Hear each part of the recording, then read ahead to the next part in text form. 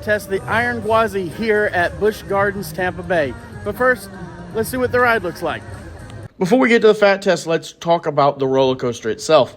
Iron Gwazi opened in March of 2022 and was built by the Rocky Mountain Construction. It's a steel hybrid roller coaster that goes up to 206 feet and has a 206-foot drop. In total, it is 4,075 feet with a top speed of 76 miles per hour. There are 2 inversions and it lasts about 1 minute and 50 seconds. Iron Gwazi is a replacement coaster for Gwazi, which was built by Great Coasters International. The original Gwazi actually stood here and was a replacement for the brewery that had been here since 1959. The track was actually completed on March 8th of 2020 and testing began the next day, but soon after that, the world shut down. For comparison, the original Gwazi was only 105 feet, so the new one with the steel added a 100-foot drop to it.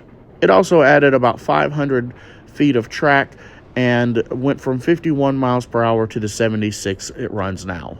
But due to the extra speed, the original went about 2 minutes and 30 seconds, while this one only goes 1 minute 50.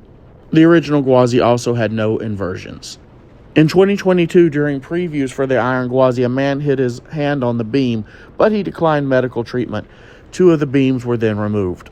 Riders will experience 12 airtime hills on the Iron Gwazi, and when it was built, it broke the record for North America's tallest and the world's fastest and steepest, with 91 degrees, hybrid coaster. But with all that said, will it pass the fat test? Let's find out. There is a test seat currently being used as seats. A sign warning for larger guests. It has 2 mechanisms, and I used to think that was a bad thing, but I did go on Steel Eel at SeaWorld San Antonio and found out that that actually was the only roller coaster I could fit on. So maybe that makes it more secure and not have to be as much, but so it has that, and then this has to come down really far.